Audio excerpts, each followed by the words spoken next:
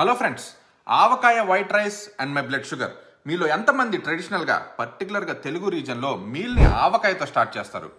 Soluble fibre, antioxidants, anti inflammatory and మరెన్నో blood sugar lowering properties కలిగిన ఆవకాయ మన bench mark portion అయిన 200 grams off white రైస్లో తిని నా బ్లడ్ షుగర్ మీద ఎలాంటి ఎఫెక్ట్స్ చూపిస్తుందో మన కంటిన్యూస్ గ్లూకోజ్ మానిటర్ యూస్ చేసి ఈరోజు తెలుసుకుందాం.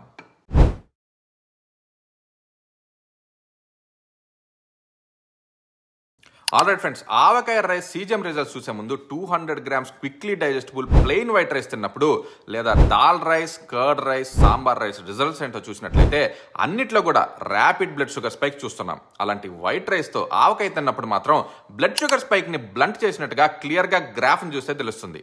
ఇది అమేజింగ్ అండ్ దీవాలి గిఫ్ట్ లాంటి రిజల్ట్ అని చెప్పుకోవాల్సిందే. జనరల్గా యాపిల్ సైడర్ వెనిగర్కి ఇలా బ్లడ్ షుగర్ని బ్లంట్ చేసే క్యాపబిలిటీస్ ఉండటం ఆల్రెడీ చూసాం. యాపిల్ సైడర్ వెనిగర్ యాపిల్స్తో అండ్ ఆవకాయ పచ్చి మామిడితో రెండు కూడా ఫర్మెంటేషన్ ప్రాసెస్ సిమిలర్గానే ఉంటుంది.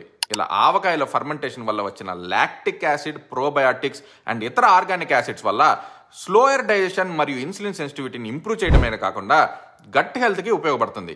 అండ్ దీనిలోని ఆవాలు, ఇంగువ అండ్ మెంతుల యొక్క సాల్యుబుల్ ఫైబర్స్ యాంటీ ఇన్ఫ్లమేటరీ ప్రాపర్టీస్తో పాటు బ్లడ్ షుగర్ లోయరింగ్కి హెల్ప్ అవుతాయి. రుచి మాత్రమే కాదు, ఆవకాయ పవర్ హౌస్ అనే సంగతి మన ఫ్రెండ్స్ అండ్ ఫ్యామిలీతో తప్పకుండా షేర్ చేయండి. Let's all eat smart.